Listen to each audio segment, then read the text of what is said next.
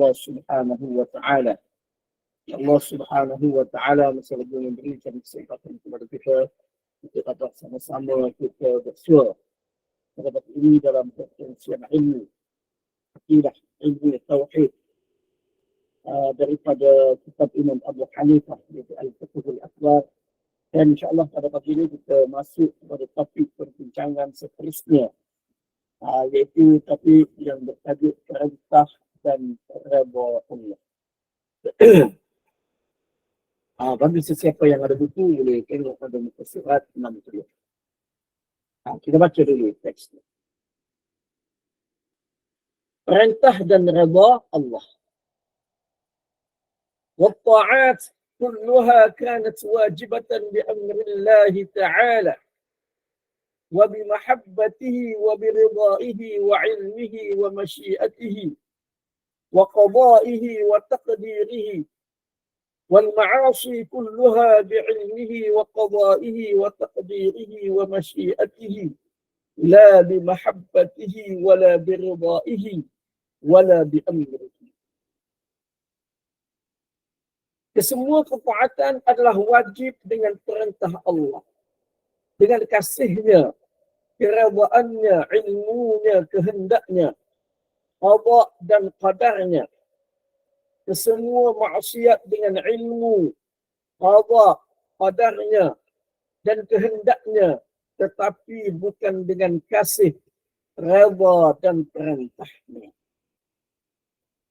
Huraian. Kata-kata Imam Abu Hanifah ini menunjukkan adanya perbezaan antara iradah,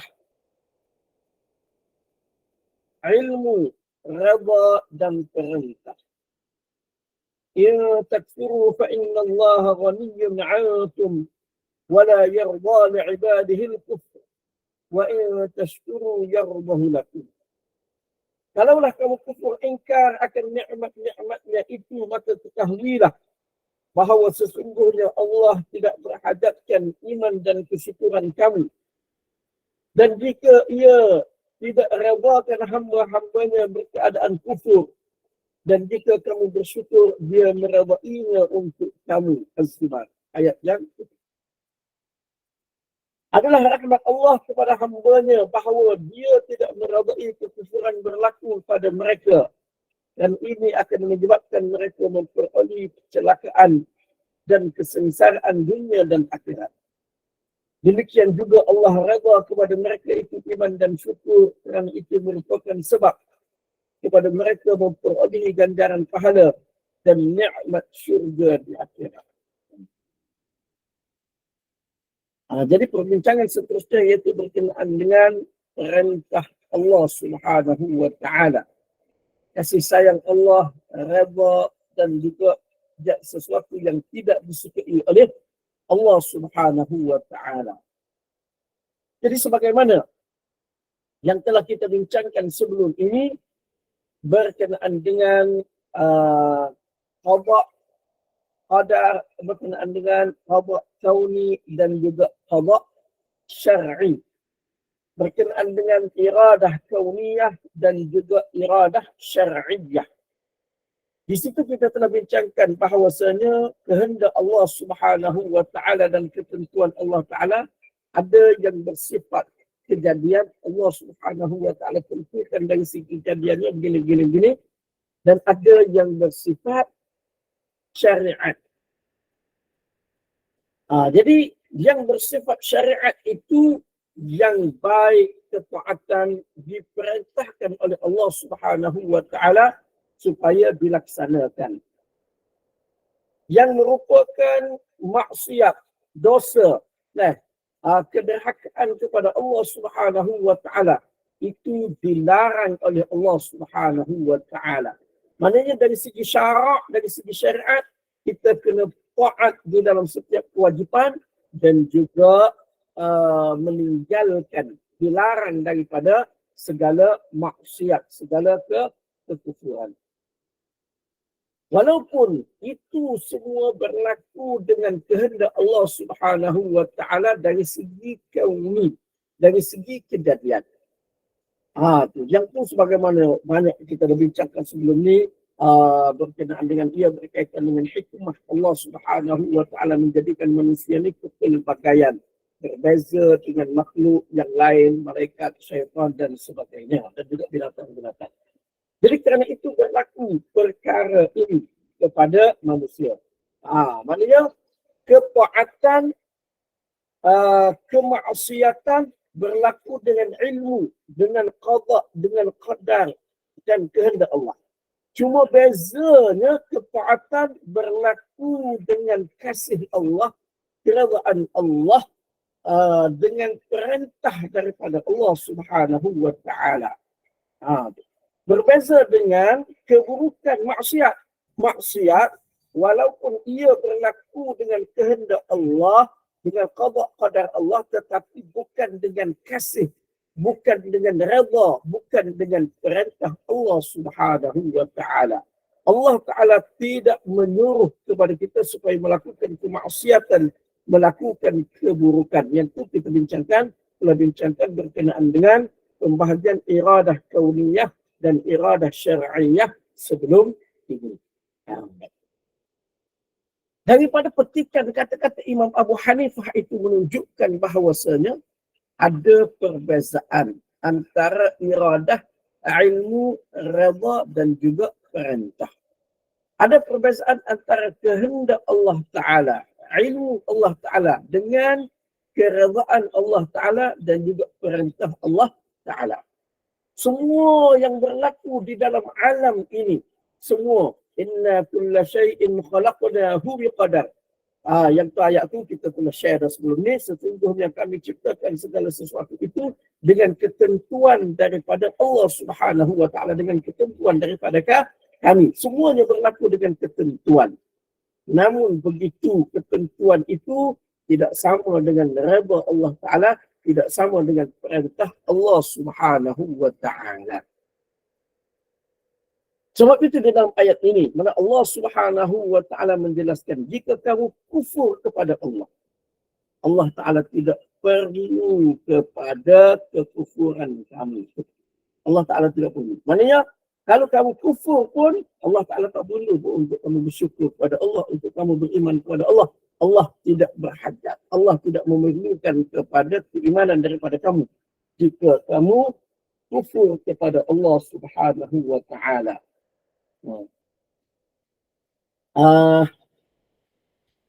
Jika kamu bersyukur pun, tidak menambahkan sesuatu pun kepada Allah Ta'ala. Maknanya, Allah tidak perlu kamu syukur. Allah tidak, Allah suruh. Tapi kalau kamu tak nak juga, tak ada masalah. Dalam masa yang sama, Allah Ta'ala tidak redha kekufuran kepada hamba-hambanya. Allah Ta'ala tidak suka, tidak redha, tidak maknanya meredai, tidak sukalah kepada kekufuran yang dilakukan oleh hamba-hambanya. Begitu juga, kita boleh lihat perkara ini di tempat yang lain. Allah Subhanahu wa taala menegaskan perkara yang sama. Bila mana di dalam ayat yang lain, iaitu di dalam surah Al-Isra ayat yang ke-38.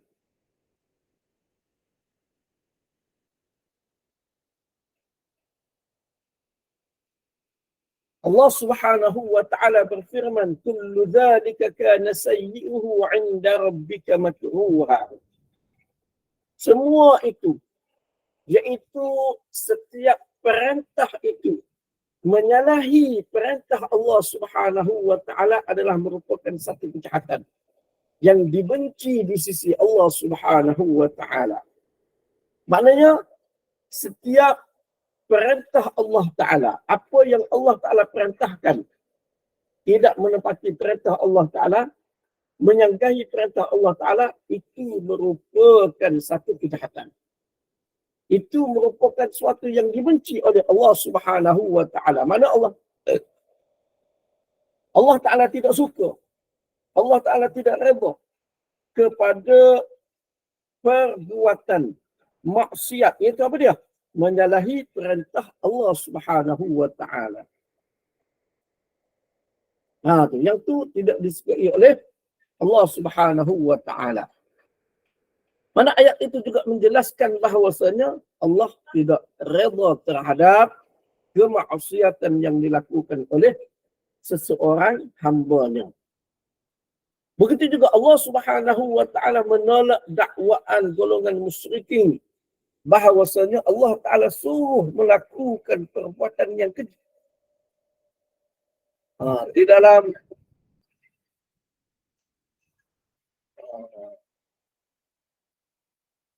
surah Al-A'raf ayat yang ke-28.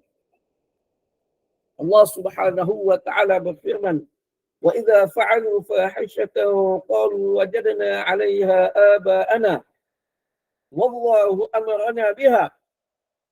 Qul inna Allah la ya'muru bil fahsya' ataquluna 'ala Allahi ma la ta'lamun.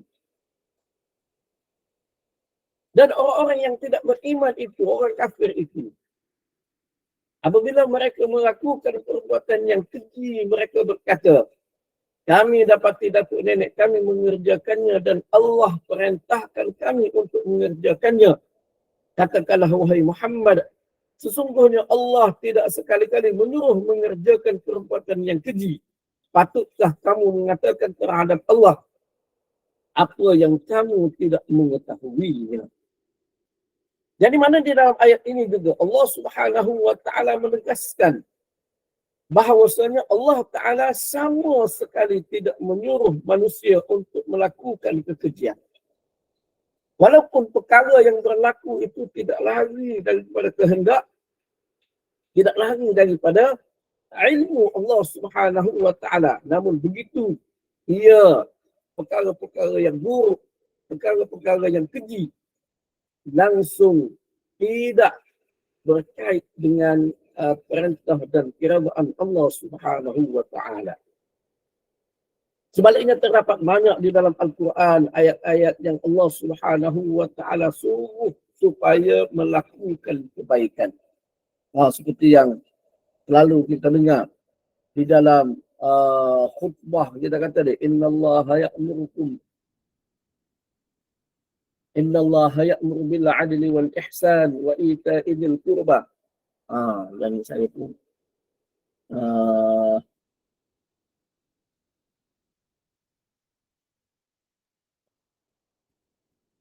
ini contohlah. Kemudian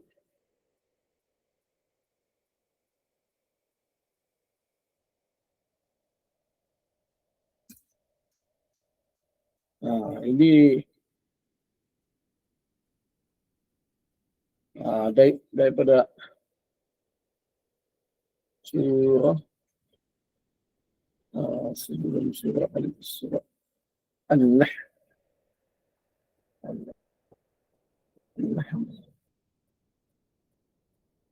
Ayat yang ke-89, 90, 91. Di dalam surah An-Nahl ayat 90 dan juga 91. Mana? Ini contoh. Baik.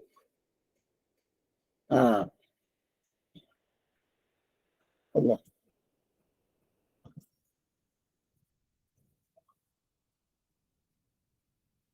Ini contoh. Allah Subhanahu wa taala suruh perkara yang baik.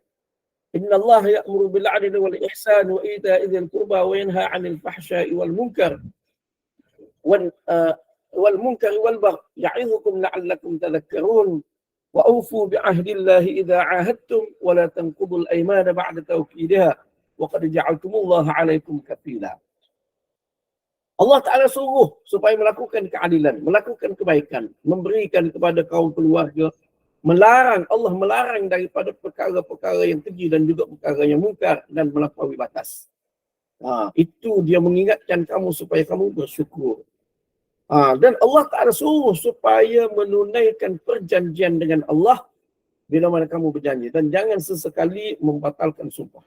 Jadi mana di dalam ayat ini juga menunjukkan bahawasanya Allah Ta'ala suruh perkara-perkara yang baik dan melarang daripada perkara-perkara yang kecil. Ini contoh beberapa ayat di dalam Al-Quran yang mana Allah Subhanahu wa Ta'ala perintahkan kebaikan dan melarang daripada perkara-perkara yang keji. Dan Allah Ta'ala redha kepada kebaikan, dan Allah Ta'ala sama sekali tidak meredai kekufuran, kemaksiatan yang dilakukan oleh manusia.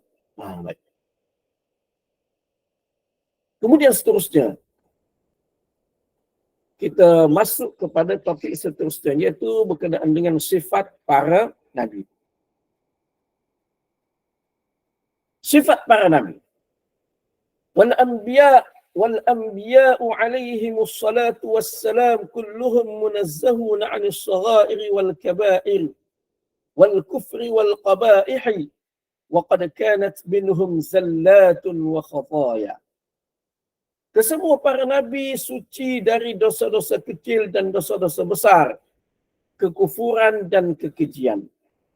Bagaimanapun, berlaku juga kepada mereka kegelinciran dan kesalahan. Huraian, yakni sesuatu yang tidak disengajakan berlaku kepada mereka seperti Nabi Adam memakan pohon buah larangan, dan peristiwa Nabi Musa memukul orang Qibti, tiba-tiba ia meninggal dunia, namun semuanya itu ada hikmah yang besar di sebaliknya. Baik. Jadi ini pula kita masuk perbincangan seterusnya, juga dibincangkan di dalam persoalan tauhid, dibincangkan di dalam persoalan berkenaan dengan akidah Ahlus Sunnah wal Jamaah, iaitu berkenaan dengan nubuwah, berkenaan dengan kenabian. Jadi bila mana kita sebut berkenaan dengan kenabian, maka ia mencakupi pelbagai persoalan berkenaan dengan kenabian. Dan sebahagian daripada persoalan tersebut telah kita bincangkan sebelum ini di awal buku ini, berkenaan dengan rukun iman. Tu yang sebelum ni. Orang mukmin ni mesti dia kena kata begini, mana mengucapkan keimanan kepada beberapa perkara, termasuklah salah satunya iaitu rukun iman, iaitu rukun beriman kepada Nabi-Nabi alaihi wassalatu wassalam. Jadi di situ kita telah bincangkan sedikit sebanyak berkenaan dengan sifat Nabi-Nabi alaihi wassalatu wassalam. Pada pagi ini kita akan khususkan mana berkenaan dengan sifat para Nabi ini, iaitu berkenaan dengan apakah Nabi-Nabi alaihi wassalatu wassalam ni melakukan dosa atau tidak melakukan dosa. Baik. Kita tengok kepada apa yang dikemukakan oleh Imam Abu Hanifah di dalam teks asal kitab beliau. Mana beliau mengatakan Nabi-Nabi alaihi wassalatu wassalam semua sekali suci, bersih daripada dosa-dosa kecil dan dosa-dosa besar, kekufuran dan kekejian. Yang ni okay. Cuma akhir selepas daripada tu beliau berkata berlaku kepada Nabi-Nabi kegelinciran dan kesalahan. Dalam persoalan ini, kalau kita lihat dan kita bandingkan dengan pandangan ulama-ulama yang lain. Kalau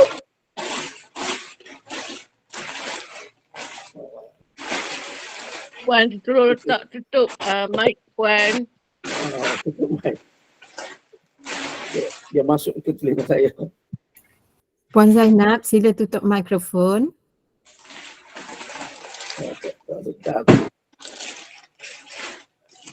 Tak ada kat tempat. Okey, baik. Jadi kalau kita tengok di situ, mana dari satu sudut nampak seperti ada kontradik, ada percanggahan daripada awal kata-kata Imam Abu Hanifah itu dengan akhir. Iaitu mula-mula Imam Abu Hanifah kata suci daripada dosa-dosa kecil. Kemudian Imam Abu Hanifah kata berlaku kepada mereka kegelinciran dan juga kesalahan. Jadi dalam persoalan ini, kalau kita lihat kepada pandangan di dalam masalah ini, pandangan ulama-ulama, maka ulama sepakat berkenaan dengan Nabi-Nabi alaihi wassalatu wassalam suci daripada dosa-dosa besar. Maknanya maksum, terpelihara daripada dosa-dosa besar, kekufuran dan juga kekejian.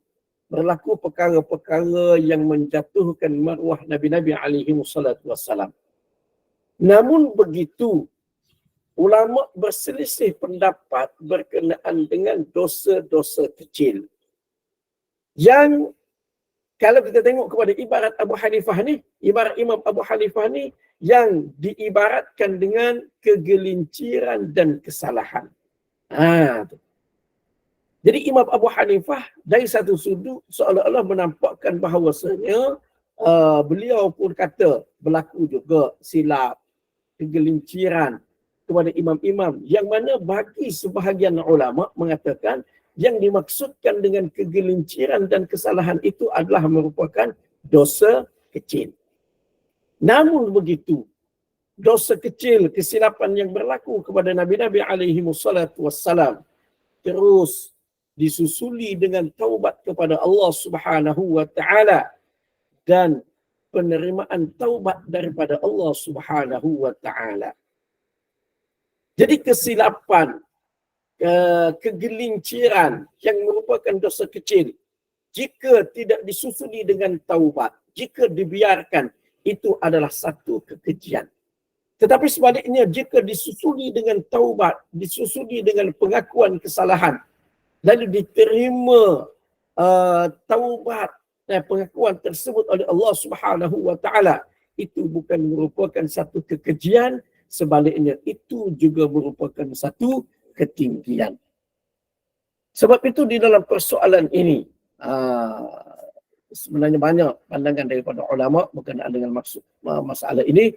Apa saya kemukakan umpamanya apa yang disebutkan oleh Imam oleh Hafiz Ibnu Hajar Al-Asqalani di dalam syarah kepada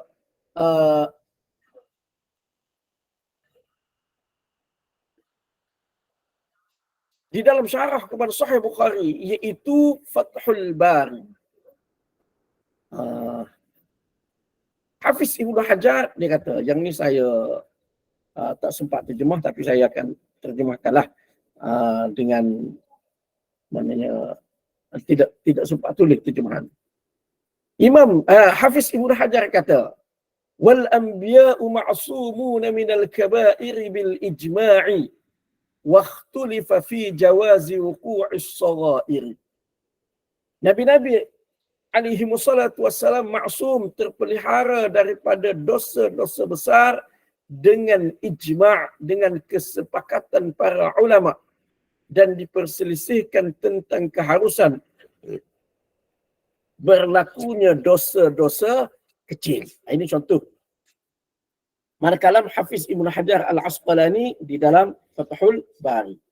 Begitu juga di sisi ulama-ulama yang lain, begitu ramai yang berpandangan sedemikian. Maknanya dari segi dosa besar, Nabi-Nabi alaihi wassalam selamat. Dosa kecil berlaku khilaf. Kerana itulah di kalangan ulama mereka membahagikan ismah, kemaksuman para nabi ini kepada dua kategori, dua perkara.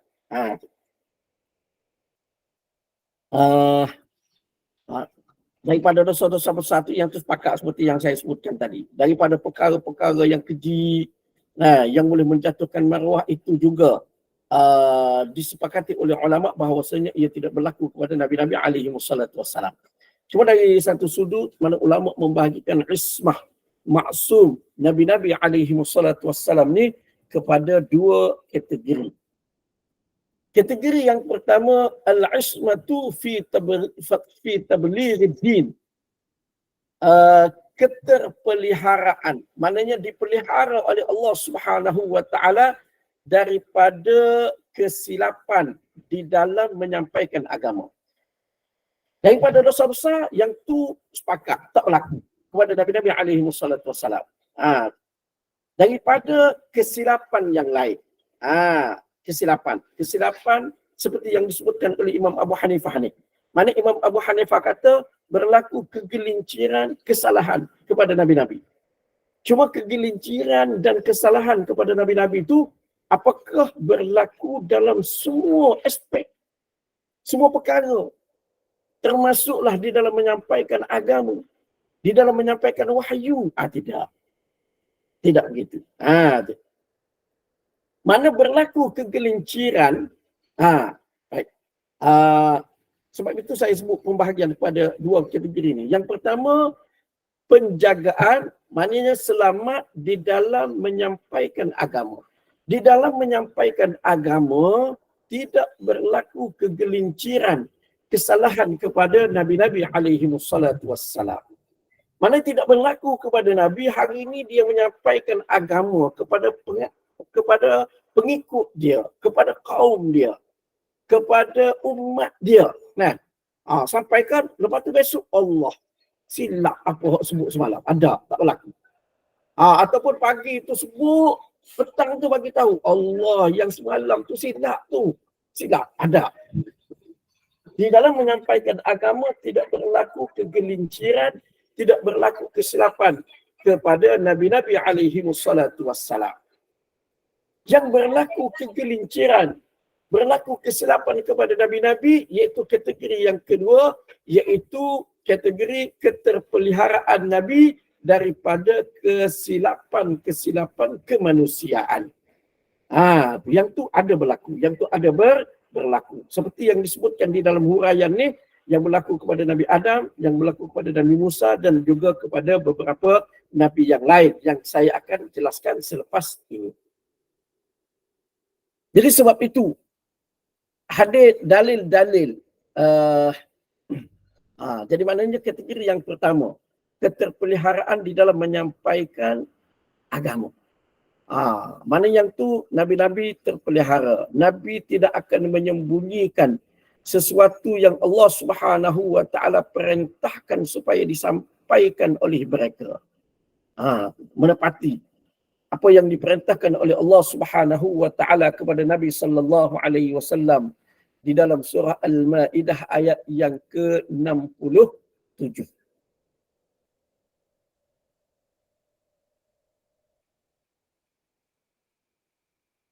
Ya ayyuhar rasul balligh ma unzila ilayka min rabbik wa in lam taf'al fama ballaghta risalatah wallahu ya'simuka minan nas.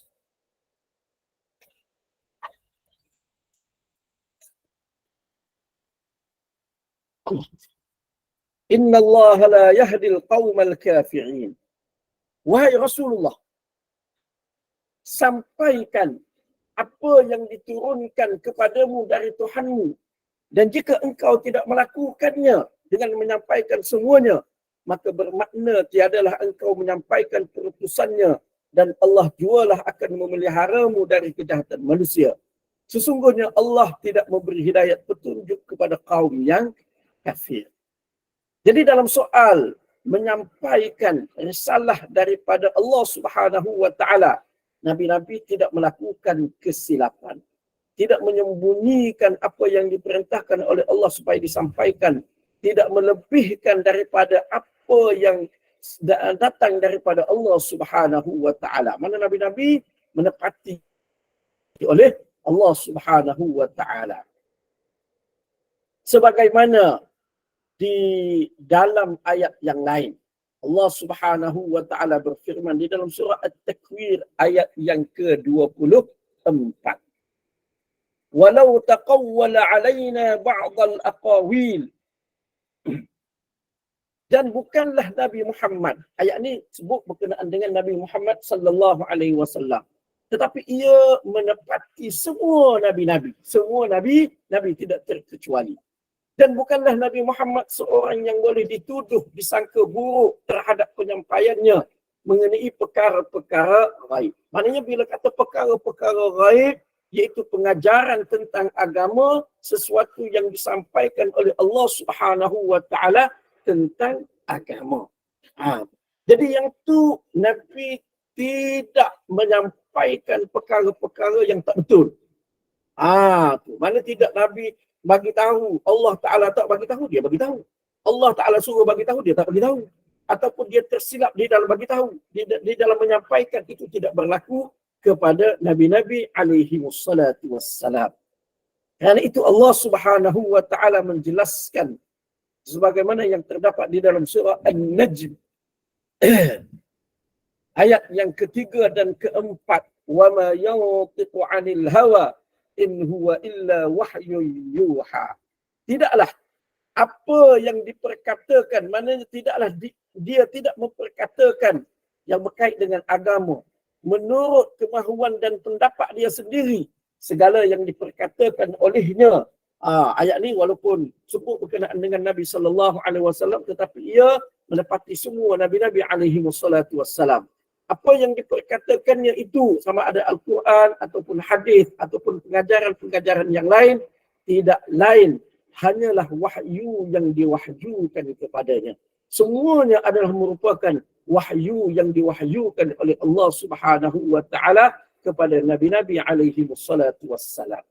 Jadi di sini kategori yang pertama, Nabi-Nabi walaupun berlaku kepada mereka kegelinciran dan juga kesalahan, namun kegelinciran dan kesalahan tidak berlaku di dalam menyampaikan agama, di dalam menyampaikan wahyu daripada Allah Subhanahu wa taala. Yang tu tak silap.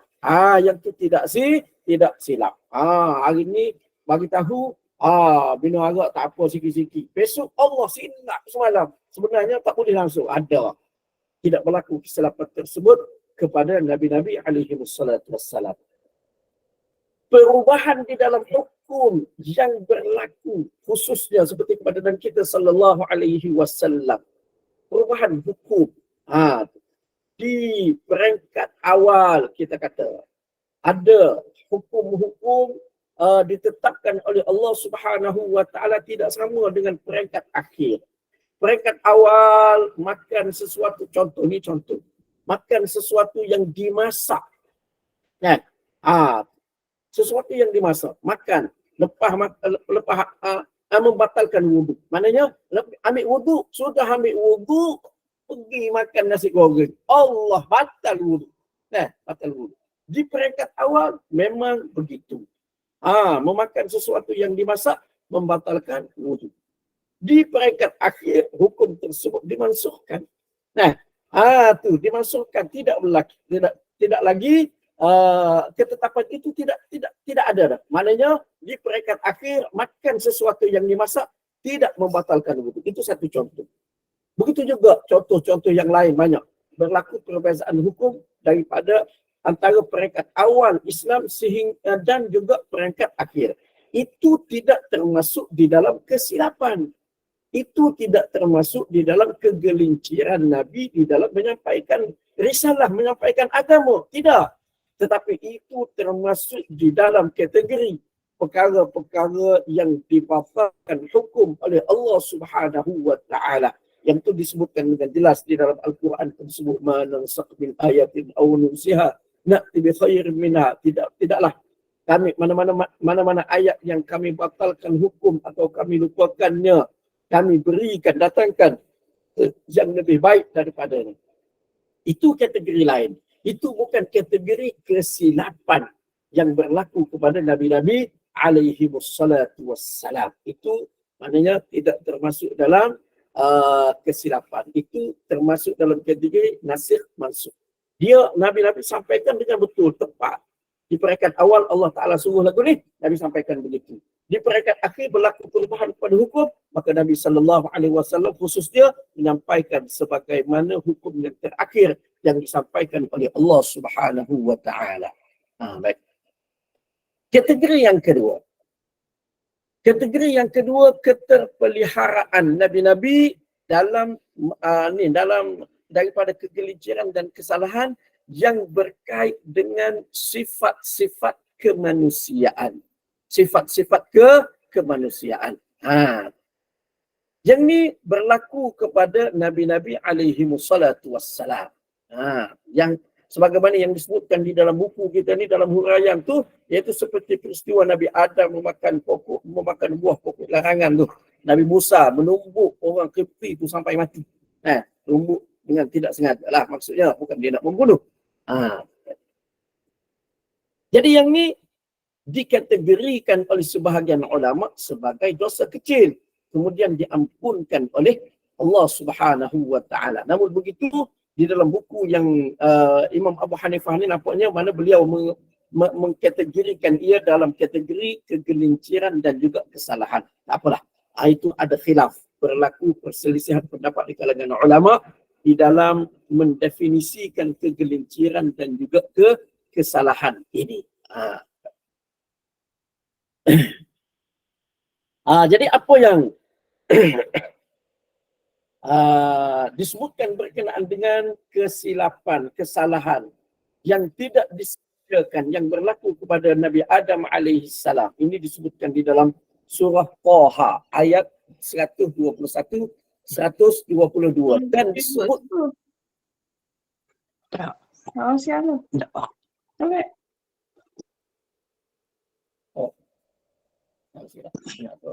ada soalan tadi. Okey, maaf ya. Saya mengingatkan para jemaah sekalian, pastikan mute-kan mikrofon, off-kan kamera demi kelancaran majlis ini. Sekian, terima kasih. Silakan Ustaz. Baik. Jadi ini disebutkan di beberapa tempat di dalam Al-Quran. Umpamanya di dalam surah Taha. Wa 'asa Adamu rabbahu faghawa thumma jtabahu rabbuhu fataba 'alaihi wa hada. Adam telah menderhakai Tuhannya lalu dia melakukan kesalahan. Kemudian dia menjauh Tuhannya, menjauhkan, maknanya mengeluarkan dia daripada syurga, lalu dia bertaubat dan juga Allah Ta'ala memberikan petunjuk kepada dia. Jadi ini di antara kegelinciran dan kesalahan yang berlaku kepada Nabi-Nabi alaihi wassalatu wassalam. Namun kegelinciran ini berkaitan dengan sifat-sifat kemanusiaan. Sifat kemanusiaan ada berlaku lupa, berlaku silap. Jadi yang ni bukan berkaitan dengan penyampaian risalah, bukan berkaitan dengan penyampaian agama, tidak. Seperti yang kita sebutkan tadi, penyampaian agama tidak berlaku kesilapan.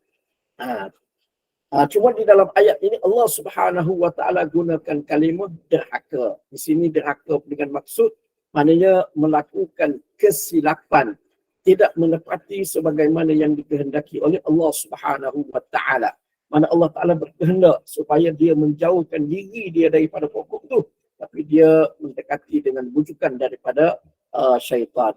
Dan di sebalik peristiwa tersebut berlakulah ada hikmah yang tersembunyi, hikmah yang sangat besar, antaranya untuk mencapai maksud Allah Subhanahu wa taala menjadikan manusia ini sebagai mukallaf, yang dibebankan dengan hukum baik dan juga buruk.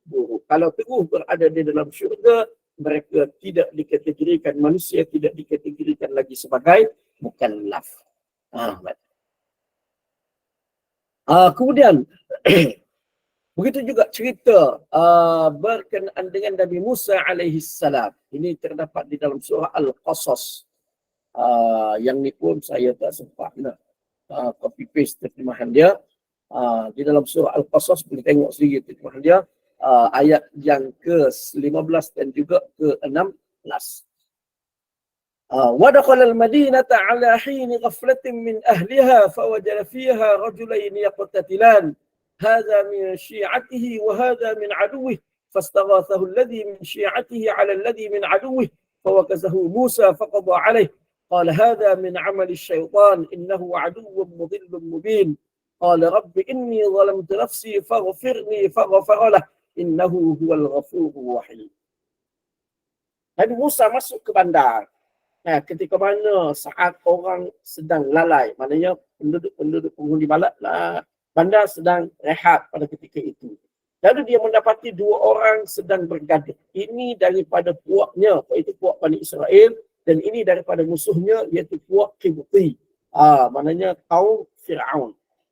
Lalu orang yang merupakan maknanya kumpulannya, etniknya, meminta tolong untuk menghadapi musuhnya. Lalu Nabi Musa alaihissalam pun mengenakan kepadanya, memukulnya, lalu dia membunuhnya. Dia berkata ini adalah daripada kerja syaitan. Sesungguhnya dia adalah musuh yang menyesatkan yang nyata. Dia berkata, iaitu Nabi Musa berkata, Tuhanku, sesungguhnya aku telah menzalimi diriku, ampunkan aku. Lalu Allah Ta'ala mengampunkan. Sesungguhnya Allah Maha Pengampun lagi Maha Pengasih. Jadi di sini mana berlaku perkara tersebut kepada Nabi Musa alaihi salam. Kesilapan yang bersifat kesilapan kemanusiaan. Kesilapan kemanusiaan. Berlaku kepada Nabi Musa. Namun begitu, ia terus disusuli dengan taubat kepada Allah Subhanahu wa Ta'ala dan memperolehi keampunan daripada Allah Subhanahu wa Ta'ala.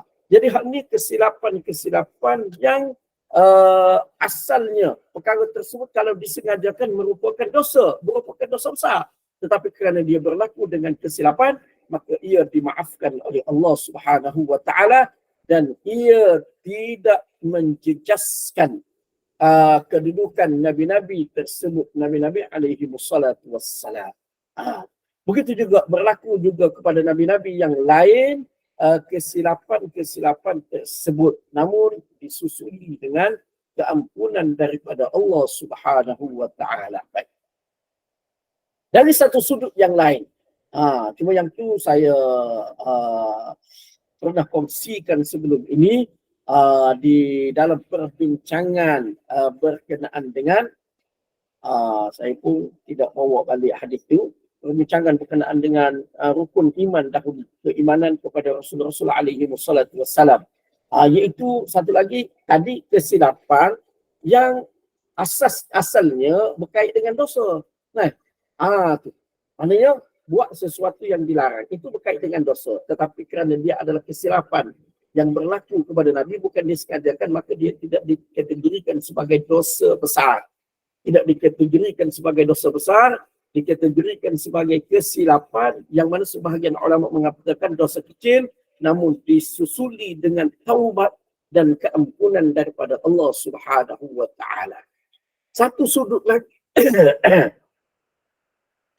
lagi kesilapan yang berlaku kepada nabi-nabi alaihi wassalatu wassalam, kepada Nabi kita sallallahu alaihi wasallam secara khususnya lupa, seperti lupa di dalam sembahyang. Lupa di dalam sembahyang yang ni terdapat di dalam beberapa hadis Nabi sallallahu alaihi wasallam. Seperti di dalam Sunan Tirmizi.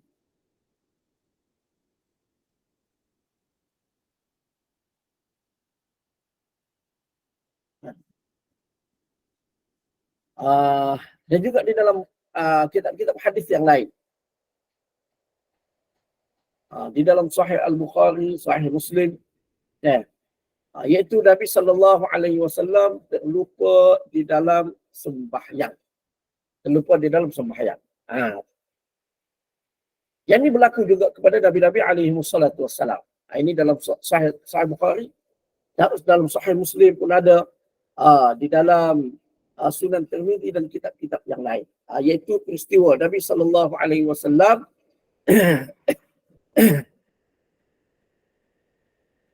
selesai insarafa min ithnataini, Nabi berpaling daripada 2 rakaat, sembahyang 2 rakaat, lepas tu Nabi bagi salam.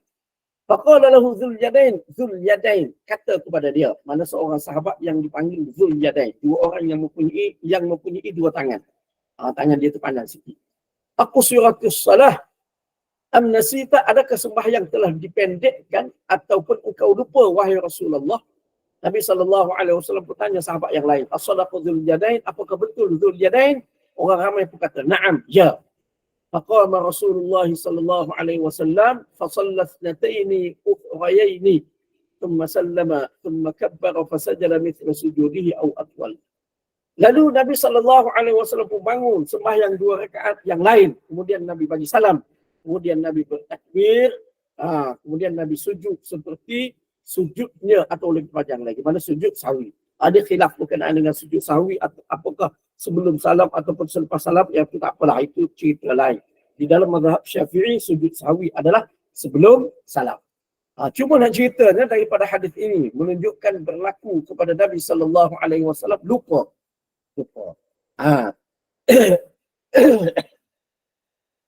Jadi ini berlaku kepada nabi-nabi, kepada nabi-nabi yang lain. Kepada Nabi Musa alaihi salam pun berlaku lupa.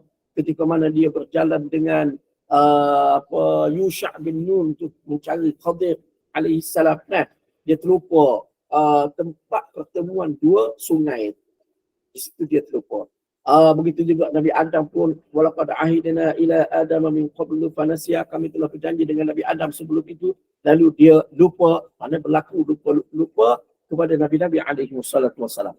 Jadi lupa yang merupakan sifat kemanusiaan yang itu berlaku. Yang itu berlaku. Kesilapan Nabi SAW yang berkaitan dengan kemanusiaan juga berlaku.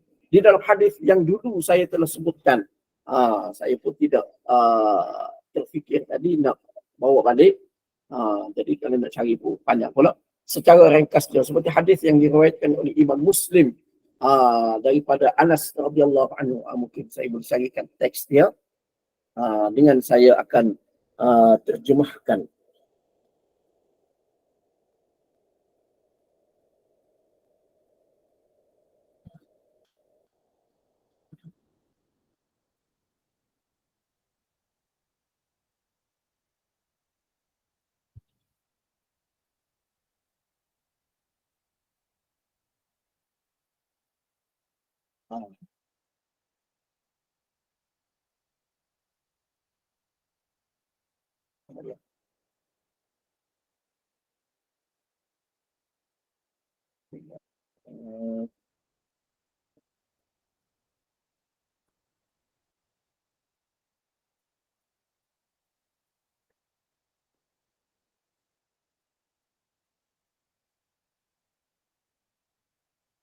Hadis yang diriwayatkan oleh Imam Muslim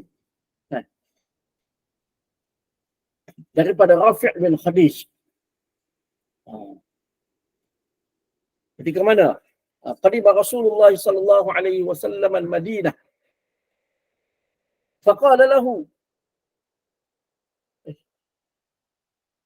Qadiba Rasulullah sallallahu alaihi wasallam al-Madinah wa hum ya'buruna an-nakhla yaqulun yulahqihuna an-nakhla. Faqala madza tasna'un? Qalu kunna nasda'uhu. Nabi SAW datang ke Madinah. Penduduk Madinah menanam kurma dengan cara persenyawaan. Kita panggil persenyawaan debunga. Lalu Nabi berkata, apa yang kamu buat ni? Mereka menjawab, kami memang melakukan sebegini. Mana tak serupa dengan penduduk Mekah. Orang Mekah tak buat lagu tu. Nabi SAW berkata, la'allakum law lam taf'alu kana khaira. Mungkin boleh jadi kalaulah kamu tidak melakukannya, maka itu adalah baik untuk kamu. Fatarakuhu fanaqadat atau fanaqasat. Mereka meninggalkan cara tersebut sebab Nabi SAW kata lagu tu, lalu kurang hasil mereka. Fadzakaru dzalika lahu, lalu mereka menyebutkan perkara tersebut kepada Nabi SAW.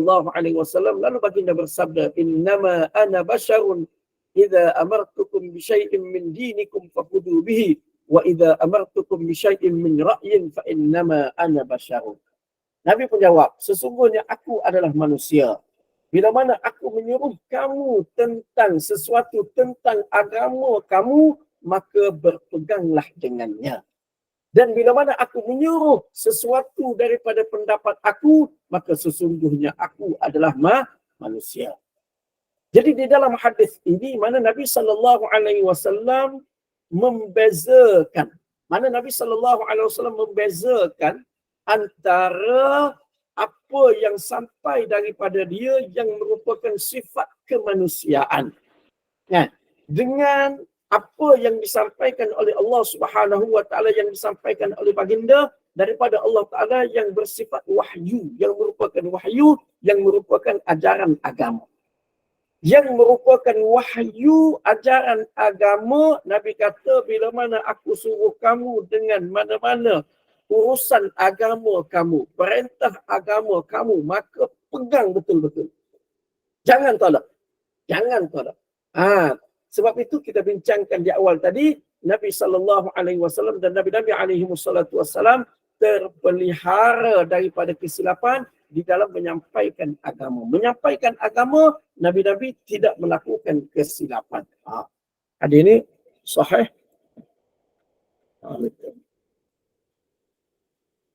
Sahih Muslim. Jadi yang tu Nabi tidak melakukan kesilapan dalam urusan agama. Dalam urusan dunia yang berkait dengan sifat kemanusiaan berlaku kesilapan. Seperti kesilapan yang ni. Nabi SAW diingat kalaulah bila mana dia tengok penduduk Madinah buat takbir taman tu, pendemungan taman tu, Nabi kata tak payah buat lah. Buat macam orang Mekah tak buat pun. Lalu orang Madinah ikut, hasil jadi berkurangan. Di mana teknologi pertanian di Madinah lebih maju berbanding dengan di Mekah. Jadi lalu diadukan kepada Nabi, Nabi pun akui itu kesilapan dia. Sebab bila mana aku suruh tentang urusan dunia kamu, aku manusia, aku boleh melakukan kesilapan sebagai seorang manusia. Jadi mana di situ Nabi SAW membezakan. Dan ia merupakan salah satu daripada pegangan kita dari sudut akidah, iaitu kita berpegang dari sudut akidah Nabi SAW, Nabi-Nabi SAW tidak melakukan kesilapan di dalam penyampaian agama, penyampaian sesuatu daripada Allah Subhanahu wa taala, tetapi boleh berlaku kesilapan di dalam sifat-sifat kemanusiaan Nabi-Nabi alaihimussalatu-wassalam. Baik. Cuma apa yang berlaku kepada Nabi berkenaan dengan sembahyang tu, lupa di dalam sembahyang tu, yang berlaku beberapa kali kepada Nabi SAW. Lupa di dalam sembahyang tu, itu bukan di dalam penyampaian syariat, bukan dalam penyampaian agama. Sebaliknya, lupa yang berlaku itu adalah kerana sifat kemanusiaan. Itu yang pertama. Dan lupa di dalam sembahyang itu menjadi satu syariat pula kepada kita. Itu menjadi satu hukum agama pula kepada kita. Bila mana Nabi SAW berlaku lupa di dalam sembahyang. Dan lupa itu boleh berlaku kepada mana-mana manusia. Kita pun berlaku. Sembahyang sampai 5 rakaat ke ataupun tak cukup rakaat ke berlaku. Jadi berlaku kepada Nabi lupa tu, lupa itu menjadi salah satu daripada pengajaran agama. Pengajaran syariat. Jadi mana bila Nabi lupa sembahyang, Nabi tidak kata bila lupa tu nak buat macam mana ni? Mana ni nak buat ni? Tanya-tanya. Betul ke Zulkarnain kata sembahyang 2 rakaat aja? Betul ke? Sahabat kata betul. Sudah kalau betul nak buat macam mana ni? Ada, Nabi tahu. Mana daripada wahyu daripada Allah Subhanahu wa taala mana memberitahu, mana ilham daripada Allah Taala, itu yang merupakan salah satu daripada jalan wahyu yang telah kita bincangkan dahulu. Datang kepada Nabi SAW memberi petunjuk bagaimana dari segi syariat, dari segi hukum agama, bila menghadapi situasi tersebut, macam mana cara nak buat. Macam mana cara nak buat? Nabi pun lakukan. Dengan bangun semula, lakukan tambah 2 rakaat, lepas pada tu sujud sahwi.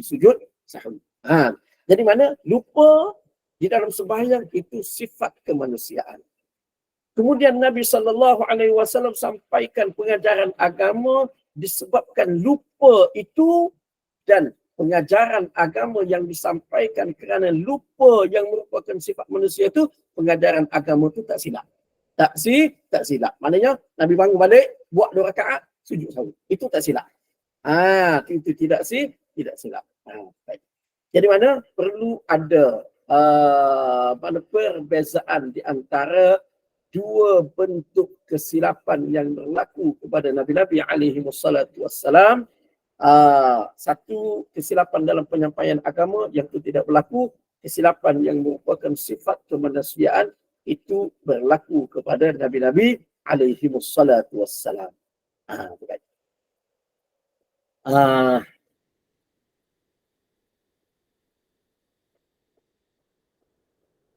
Kemudian seterusnya ini berkenaan dengan kemuliaan Nabi SAW yang insyaAllah kita bincangkan dalam pertemuan kita yang akan datang minggu depan insyaAllah. Dan insyaAllah saya cuba kemukakan dalil-dalil berkenaan dengan kemuliaan Nabi Muhammad SAW, menepati bertepatan pula dengan musim apa dipanggil Maulidur Rasul yang pada ketika ini. Yang itu insya-Allah kita sambung dalam pertemuan kita yang akan datang insya-Allah. Jadi untuk pagi ini rasanya saya berhenti setakat ni, dan jika ada apa-apa persoalan boleh kemukakan untuk kita bincangkan. Wallahu a'lam. Okey, baik. Terima kasih Ustaz. Ustaz buka soalan bagi yang nak bertanya, dipersilakan.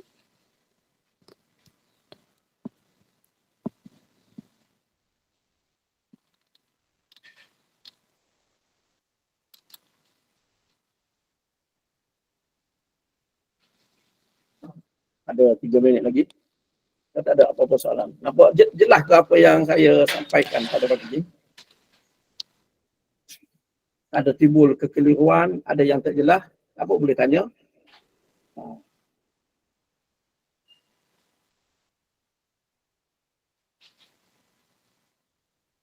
Nampak tanya tak ada yang angkat tangan. Jelas tu Ustaz. Ah, Yang tak ada soalan tu kan. Okey. tak apalah, kalau jelas. Assalamualaikum Ustaz. Waalaikumsalam warahmatullahi. Jadinya Ustaz, daripada yang kategori kedua tu kan, keterpeliharaan yang berkaitan dengan sifat kemanusiaan, jadinya kita jika kita manusia biasa ni lupa, itu bukannya bolehkah kita consider dia sebagai satu kesilapan dan tergelincir? Memang kita tak ada dosa lah kalau kita lupa kan?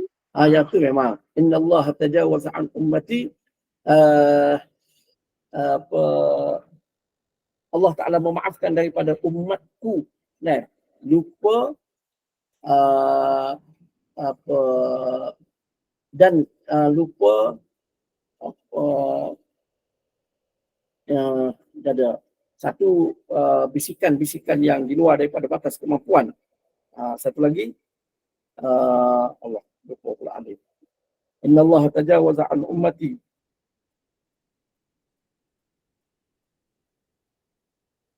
Satu lagi dia berkenaan dengan yang dipaksa, wa mastukrihu alaihi. Ya.